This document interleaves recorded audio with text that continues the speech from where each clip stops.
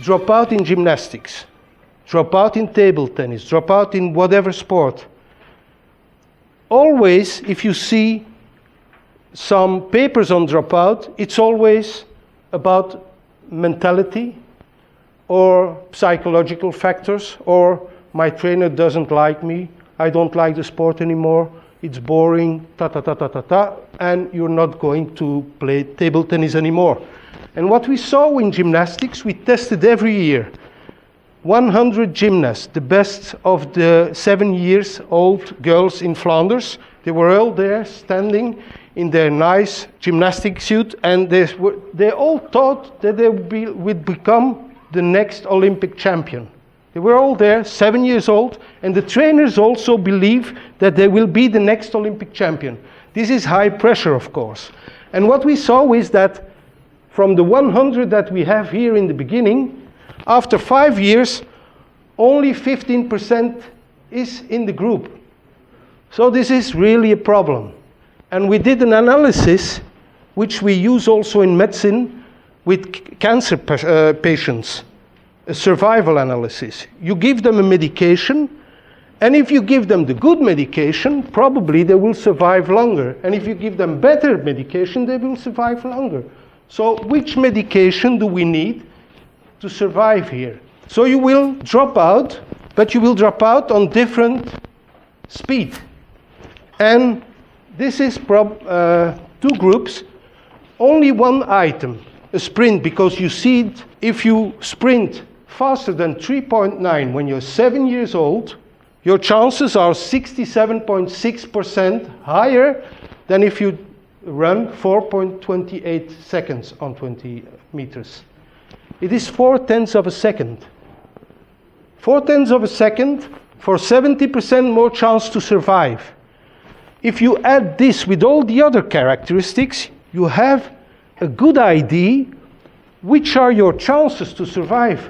Do you have to have a good perceptual-motor skill in table tennis? Yes, so probably this, with your speed, with your endurance, and so on, will give you the chances to survive much longer than this group. So this is important to know, and it's not too difficult if you have enough data, of course. This is the way we used our data. The retrospective study, we used therefore 3 cohorts. 243 gymnasts. This has anthropometry, the physical performance tests, the motor coordination, and the technical observations. Those are the things that we measured. We make a profile. These are their scores. We normalize their scores.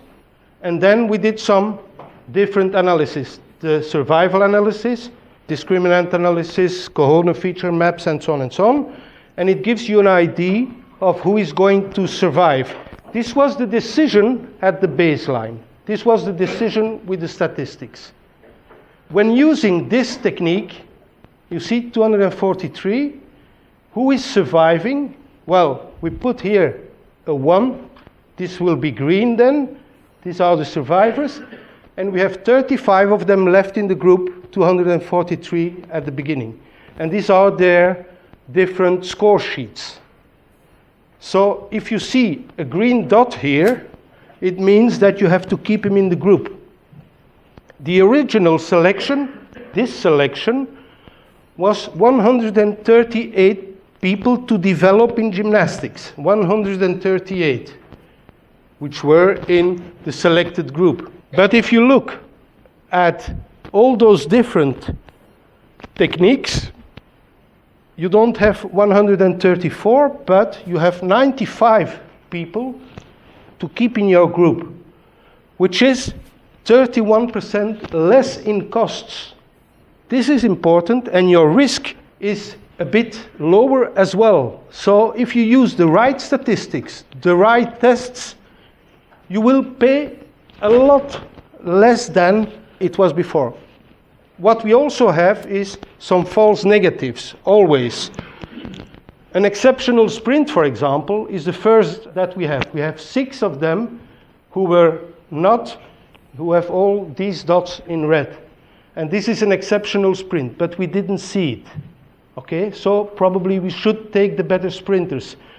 The better basic skills, probably, if your score is above a certain score, you should keep them in the group. This one is very special because with the survival analysis, he is suboptimal. Never 4 dots, only 3 dots there. And then 2 gymnasts that we didn't find because of the environment, they were a little bit younger. So this is the way that we use this kind of statistics. It is a little bit linear, but we also used the non-linear statistical approach. The holistic approach of this kind of talent detection, talent identification system is that we need this first thing in the schools. We need the combined clubs here to develop them broadly, and then probably we can influence the start lists, the world ranking, because this is what happens at the time in table tennis, and probably if we learn it very well, at a certain moment, my grandson can be a very good table tennis player. But I know not the best, because Irene's child will probably beat him. Thank you for your attention.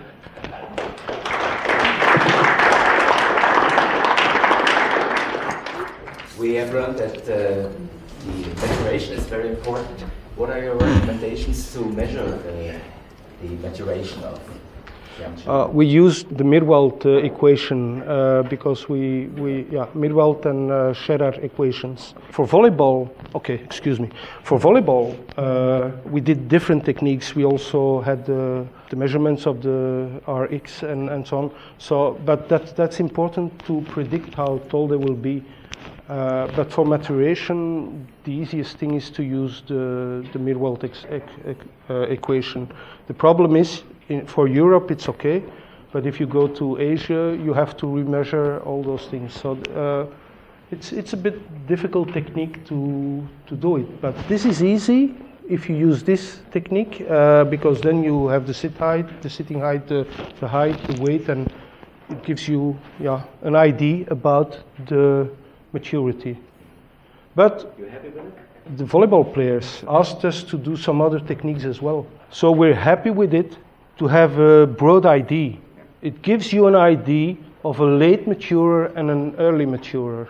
But it's not always very strict. As a scientist, I'm not happy with it. But as a practitionist, I'm very happy with it because it gives me an idea. I don't have to look at their face if they have a mustache, because I see other things which are important. Yeah? For the people that don't have the technology and the computers to do all these studies, do you have like a table where we can fill in all the information and do it manually? Yes. The thing that I showed you is high tech, and it's easy for us because we have a lot of data if we do it like that. But we started, like you do, with a paper and a pencil and with some norms, and we try to find out if they are better or worse and so on. We have it. And what we have also is we have it on iPads. So with our national coach in volleyball, for example, we make his program, we test them with our students or with this kind of material or in another way, it doesn't matter, and he sees immediately the results on his iPad. So that's possible. Yes, but we're working on that because we believe in the fact that you need such tools. As a trainer, you must be updated at every moment. It's very important to know what you can do and what you might not do. For example, we have one study with BMX riders. And you know BMX, they have a lot of injuries. So how far can you go with your BMX riders? So that's important for the trainer to know. And you know that if you are coming down from the ramp 20 times, the 18th and the 19th time probably you will fall because you're too tired. So until where can you go? But I think you can do that in table tennis as well. How far can you drive them towards the end that they can accept? Okay? This accreditation can be applied to most sports, but I feel some table tennis is something different from your presentation. So what happened in Japan, for instance? The top player who succeeded in big game in the world are son and daughters of the parent whose business are table tennis. And after they say that 17 or 18 years of older, then you said what you said can be applied. But to cultivate the young generation, the family environment, but genetic factors more important. Yeah. So, okay, it is important. There are different ways, pathways to reach the podium. So, but the genetic part is, of course, a very important thing.